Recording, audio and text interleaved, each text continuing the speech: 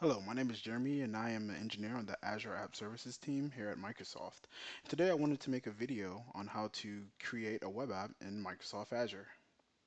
So first thing you're going to want to do is come over here and select the new button. Then you're going to go ahead and want to select web and mobile. And here you can see a list of apps that are available.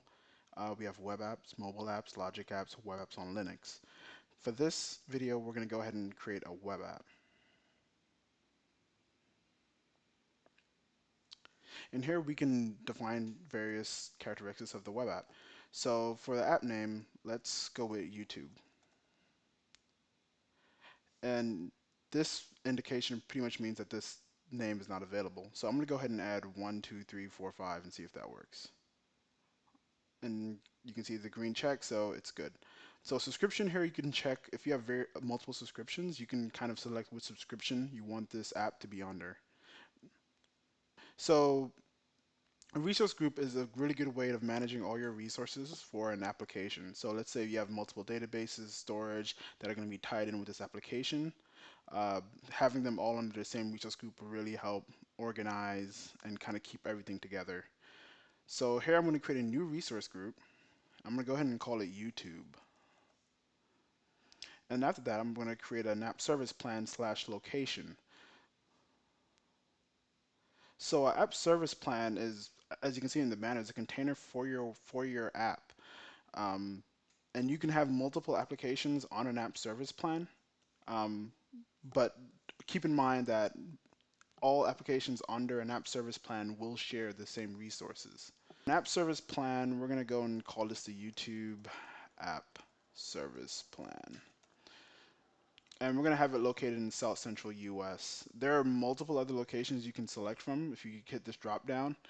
And you can decide what location works best for you based off of where your customers might be or where you're located or where your databases are located. For the pricing tier, we have premium, standard, shared, and free, and also basic. Basically, the big difference you're going to want to keep in mind is that free and shared they share instances with other applications, whereas basic, standard, premium, all applications under that app service plan will be hosted on its own instance slash VM. So we're going to go ahead and select free since that's kind of what, this is just the empty application. And then we're going to hit OK.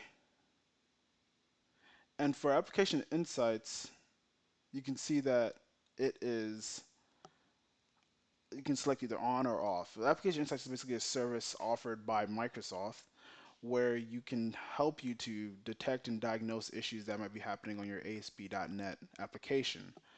Um, It'll help you understand, okay, if you want to track button clicks or you want to profile slow requests, this is a good resource that can help you to do that. But since this is just an empty web application, I really don't need App Insights for it, so I'm just going to go ahead and keep it as off, and then I'm going to go ahead and select Create.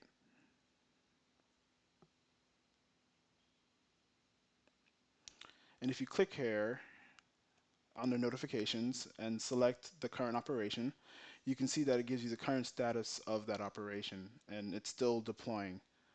And here you'll also see a list of other information regarding your application. So we're going to go ahead and select refresh, and you can see that it succeeded, and you can also see it there in the notification section. So let's go to our actual app service. Here's our app service here, YouTube 12345. And here we're taken to an overview. We'll go into a little bit more detail on different options that are available here in other videos. But right now we're just going to select the URL, and it'll take us to our actual application. And here you can see we just have a very generic landing page. Um, and if you look at the URL for your application, you'll see that there's an agilewebsites.net. That is basically just the internal domain or the root domain for that application. You can add a custom domain or whatever you want the domain or hostname to be.